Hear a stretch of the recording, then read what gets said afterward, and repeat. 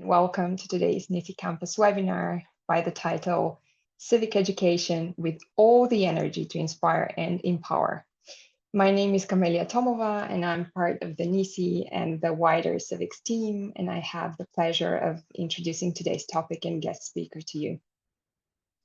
Now, if you've ever been to a NECE festival or another NECE event, you might have noticed that we as a community see and experience civic education as something much, much bigger and more powerful than the traditional educational process of informing and engaging people. One way we prefer to see it is really as a lived experience, an experience that inspires, that transforms the way we think, and especially when it connects to the real lives of learners and opens the door to genuine participation. And this autumn, in a series of campus sessions, we'll introduce to you practices that inspire such transformative experiences. Starting today, we're exploring the potential of game-based learning, how interactive formats can create bias-free experiences, build bridges across cultures, and spark genuine civic agency. Our guest today embodies this approach. Tracy Saad is the founder of Commence Games, a political gamification studio, with the bold mission to make civic participation engaging, relevant, and fun. Commence is about creating tools that re-engage people in politics, not by simplifying it, but by giving us new ways to experiment, explore, and play our way into understanding. So I invite you all to bring your curiosity and open minds as we dive into today's conversation. Tracy, welcome. We're so thrilled to have you with us. Hi, feel free to unmute if you would like to ask anything at any point. I know there will be also chat. Anyways, without further ado, I'm going to share my screen and start running through this. Just let me know if you can see my screen. Perfect. Okay, great. As Camelia said, the point of this is to kind of run you down what we've done so far and also give you a few more elements of how we can implement gamifications without necessarily having an actual physical game. I think you all know this. I'm not saying anything new, but essentially the reason I started this whole thing is that when we look at politics today, or people in general, when they look at politics or when they look at civic education, all they feel is static disconnect. They feel like there's too much jargon. There is a lot of lack of engagement.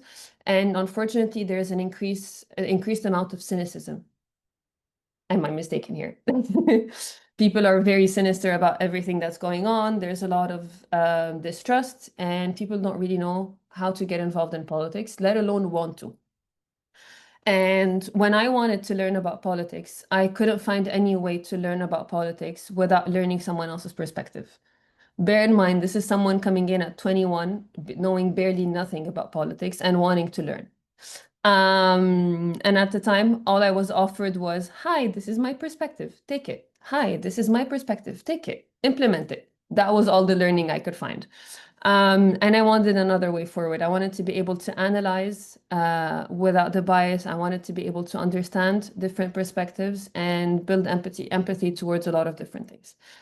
Anyways, that brought me to creating Commence Games, which essentially is what Camelia said, which is a political gamification studio. That might not make any sense, but essentially we increase political knowledge and we use gamification and games specifically as a tool to do that.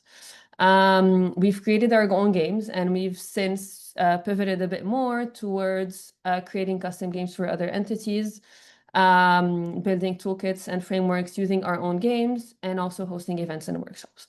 But without telling you about all of that, I want to tell you about all of the research that kind of transpired with this, because this has been over 3 years in the making. We needed to build a game, or games in general, that were both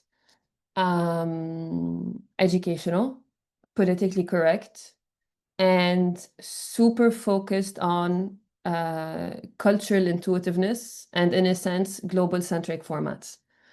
we needed to be able to test out a lot of different things. And so what we did is we started with black and white drafts of all of our games, but we went through testing with policy people. We have a full advisory board that run tests of our games. But we've had to test out everything in so much detail. So we've done about a year and a half of testing on our first games with everything from, how do I explain this? Everything from testing it on the ground with someone who had zero knowledge about politics, someone plural, and someone who was very much struggling with connecting to politics. And we've also brought in people who consider themselves more of experts in the field. And so we had to bring in all of the different tests to try and make sure that the game was as that would grow enough depending on what your experience is with politics and will help you go up a level. So whether that is to help you grow from an empathy perspective, or whether that is to help you learn in how political strategy works, for example, that's essentially what we've tried to integrate in our game, making sure that while you're playing the game, we've kind of taken role-playing games from a different perspective. So we didn't want people to be forced into this bipartisan approach of like this or that, this or that. This is the angle I'm going to take, or that's the angle I'm going to take, and that's what I'm going to do for the entire game. We didn't want it to be that at all. We wanted them to be able to experience all of the different perspectives that are on the table, because there's more than just two. And so that's essentially what we ended up doing by creating games that are essentially all based on political strategy, based on whatever you've been dealt per round. And so these are the different the core pillars that we implement in our games and in everything that we create, whether be it our games or workshops or events or the different games that we create for any other entity. But essentially the main core pillars is global centric, bias free, without being and that's a very important note. I'm not saying bias free without being informative and clear and educational. Culturally fluent. We learn from culture and we use culture as part of the games. Perspective taking is very important for us. I'm not saying we need a new curriculum. I'm not saying we need to change the topics themselves. We need to change the way we bring them forward so that they become a lot more interactive and collaborative, and people can start to take more agency in their learning experiences. And so from these different principles, the last one I'm going to mention is the unpredictability of politics or civics in general, engagements in civics. So all of this is to say that this is kind of everything that we do. This is how we do it, but what we do is literally make it physical digital games, but all essentially in a way to give you a physical tool that is implementable for you at home, wherever you are. And to keep going, when I say perspective taking, I say I want to help people build a muscle for empathy. I want to help people expand their worldview beyond the one nation they're in or their one perspective. It's not just about learning what the laws are, but it's also about learning how to understand and experience different conflicting interests and how to be okay with the differences and bridge beyond. The next one for us is unpredictability. That's a very important thing. In life, civics and politics is nothing straightforward, nothing's clear, said and done. There's so many changes that happen on an hourly basis that can change everything for anyone. And so that's the unpredictability that we built into our games as well. And that's something we want to teach people in general, from new technologies and how they affect different things when it comes to day-to-day life, but also politics. Like you mentioned, the AI is kind of taking over, right? But there's a lot of different policies that are getting involved in that. How do we bring that forward? How do we understand the policies, the legalities of all of that? And we wanted to be able to reflect all of that into what we do. Resilience and adaptability was part of this, to be able to show people how to not necessarily follow a script or absorb different information and that's it. But we wanted them to learn how to think on their feet, understand and absorb different things that are going on, and be able to go for it. And the triple pillar in one for us, because they kind of all fall under the same umbrella. Everything that we do has to be entirely bias free. That doesn't mean that us as people within part of a team don't have our own perspectives. It doesn't mean that anyone we've worked with doesn't have their own perspective. What we're saying is everything that can be created when it comes to politics can go beyond what I think, what my board advisors personally think, what the person that we're building a game for personally think. The point is, how do we build something that can open up the conversation on as much of the topics as possible in a way where we're not scared of the heavier topics, the complicated conversations, the scary conversations. And for example, let me just say one thing. The word politics is not allowed at UNESCO at the moment. You can laugh at that, yes. You're not allowed to use the word politics in any of the rooms at UNESCO. When you're talking to politicians with UNESCO and people in policy at UNESCO, you're not allowed to use the word politics because it scares politicians. And no, I'm not joking. Because when people at UNESCO talk to politicians and say, this and this about politics, politicians that work with UNESCO immediately get scared of the fact that we're now bringing up the partisanship or any of the conflicts that are going on, etc., which we can't hide away from them. But essentially, when words that involve our daily life are not being used because it scares people, that's part of the problem. And so building tools that help move beyond this very limited scope can help us understand and absorb different things. So the word policy is allowed. The word social issues are allowed, but the word politics isn't. And I did mention this with the perspective taking, but global centric is really about giving you access to everything beyond what you know so far.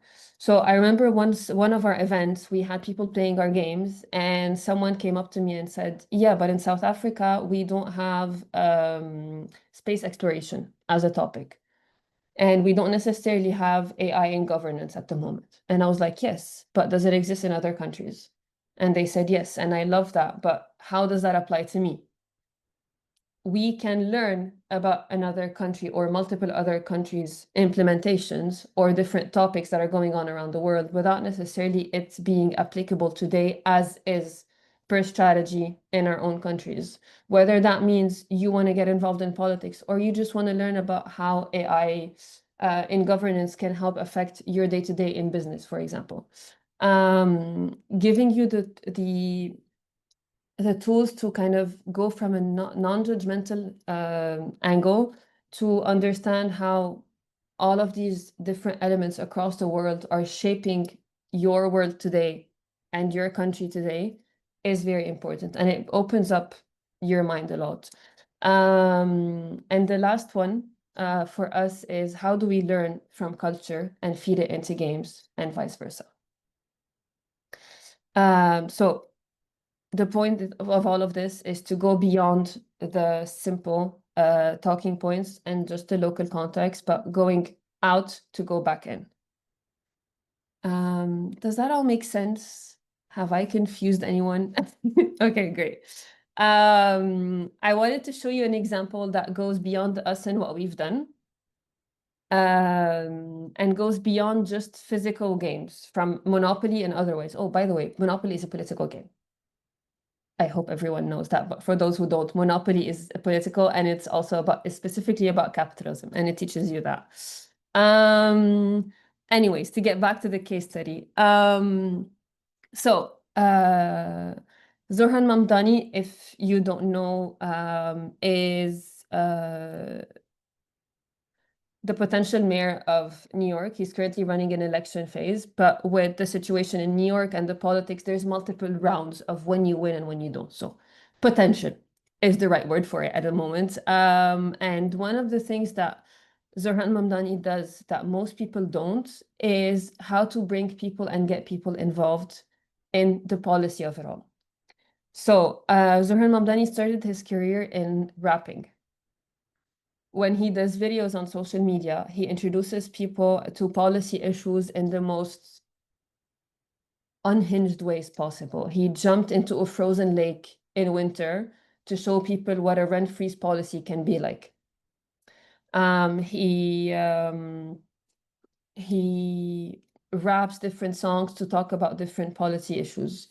He answers at events in the most simple way possible in comparison to other people. He uses human speak in the way he introduces everything.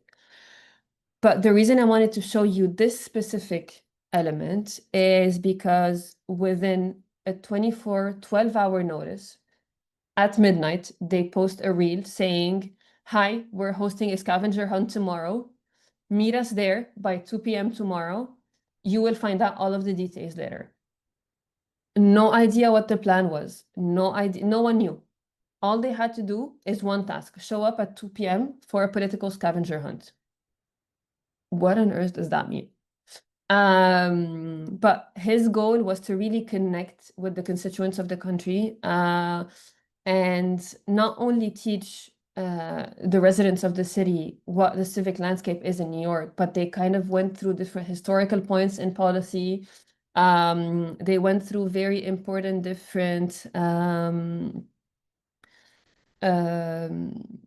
educational aspects of policy throughout the different cities. So they went from history to civic engagement to actual things. And so they had to solve clues and they would never know what the next step was before getting to step 1, 2, and 3.